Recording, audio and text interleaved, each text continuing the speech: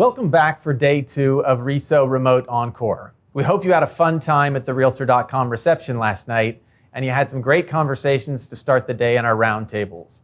Today's technical track is sponsored by MLS Grid, and if you haven't seen their Ready to API album cover yet, take a look on social media when you get a chance. It's notorious.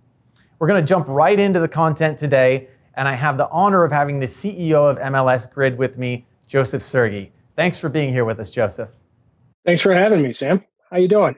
Doing well, thanks. It's fun to see you virtually, even though we don't get to do it so much in person these days. But it's great to have you here because we really want to talk for the new folks a little bit, who may not be the industry insiders who know what Grid is and what problems it's trying to solve are. So can you talk a little bit about the organization and what its goals are? Sure. So the MLS Grid is currently comprised of about 12 MLSs. And as everybody knows, MLS has one very important job, and that's delivering timely, accurate, and comprehensive data to their subscribers. The Grid's designed to make the MLS and the brokers' lives easier by providing up-to-date data and a single set of rules and guidelines, a single license approval process. Really, we're here to help our MLS partners simplify the process using one license agreement and one set of rules so that we can get the data out to the vendors and consumers that need it.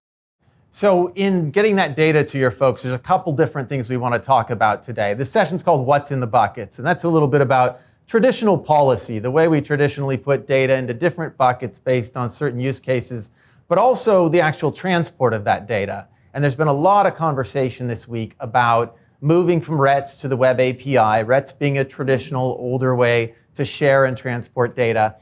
So MLS Grid doesn't have RETS. It's built purely to be Web API. Can you talk about the philosophy and the strategy behind that?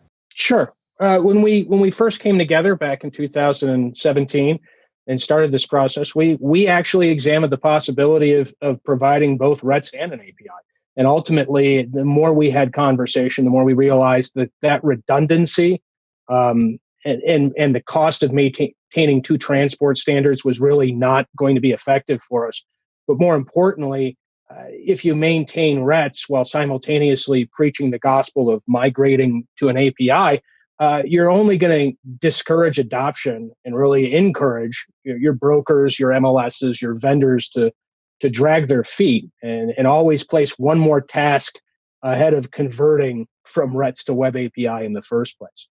So we made what we felt like was a foot forward decision to be Web API and Web API only, and take the time that we would spend on RETS and dedicate it better towards teaching and coaching up our MLSs and our vendor partners and brokerages through the migration, ultimately getting them to where we need them all to be. And that's a common thing we're hearing this week is people really getting motivated, strategizing, planning around what that transition looks like for them. And it's been a big part of this conference week so far. So getting back to our subject here, a lot of people know what the concepts are of IDX, VOW, broker back office, but there's not really a lot of transparency in the industry as to how much data is actually there. How many fields does an MLS typically have in each of these different buckets of data, and how are they actually applicable to the different use cases? So you're in a unique position where you have multiple MLSs who are all in this transition. For the viewers, can you give them some specifics on what that actually looks like, maybe in terms of numbers and the similarities and difference between those data sets? Yeah. We actually did an examination of this quite recently, in fact, and we average about 340 fields, not counting local fields, in our IDX data feeds. And when comparing that to a VOW or virtual office website data feed, the difference was an average of 376 fields versus 340. So really, we're talking about a very small amount of fields that differ between IDX and VOW. And obviously with the inclusion of sold data in IDX fields, really you're really just finding the difference between those two payload types boils down to what an MLS would consider to be a confidential field, something they don't want to display to the public.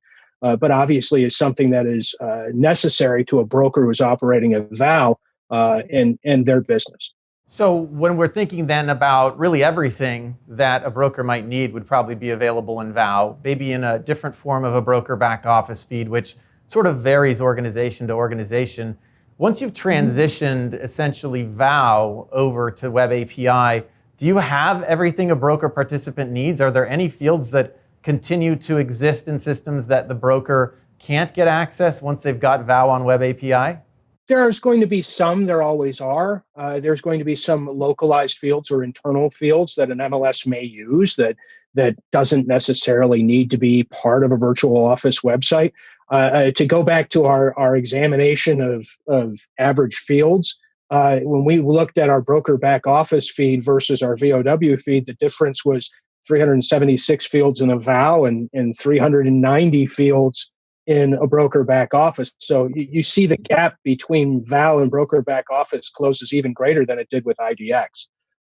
Really, the distinctions with VOW, IDX to VOW tend to be the things we all know: confidential fields, buyer agency commission, lockbox codes, expiration dates.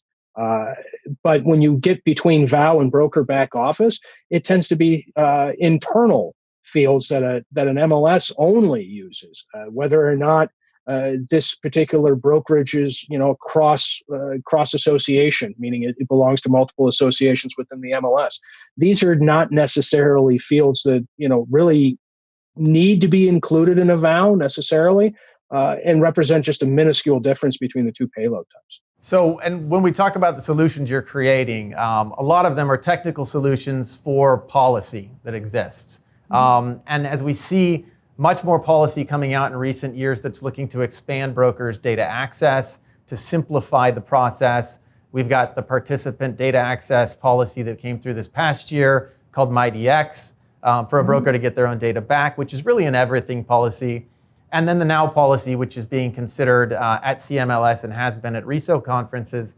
What does it look like as an organization as you strategize toward doing everything feeds for the brokers? And how have you built out your systems to be prepared for that? Well, it was always a goal of the grid to provide all the fields the brokers would expect from the MLS from the get-go. From day one, we provided RESO converted fields from the MLS, but also provided the local fields that didn't necessarily map one-to-one to a RESO field. We always provided that information alongside the IDX or the standard payloads we had from day one. The goal was never that any data is lost in the transition from RETS to API. And now we're very excited with the participant data access being rolled out because ultimately from the get-go we've had all those fields of information available. We just haven't revealed them to the end consumer. So we'll have a very, very easy transition to being able to provide participants all the data they need to conduct their business.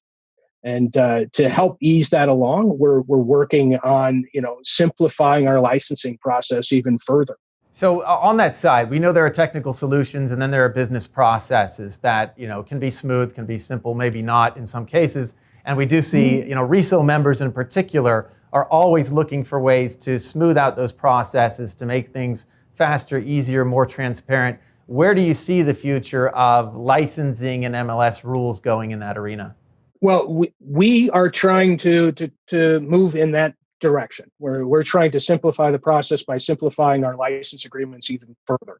Originally, we had one license agreement for IDX and one for VOW, and regardless of which MLS you wanted to access data from the grid, you had the consistency of knowing it was the same license agreement. You weren't renegotiating it MLS to MLS.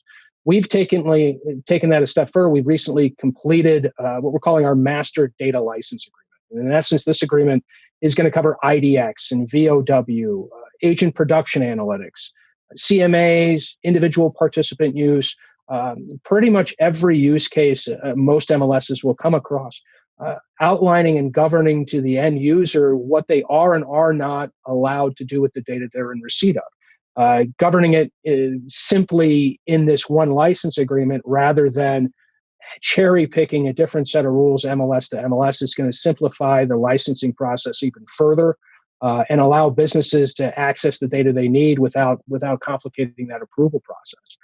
Ultimately, at the end of the day, it will allow them to coordinate and focus on a single standardized approval process and get the data out and focus on development efforts and innovation rather than the process of wrangling MLS data.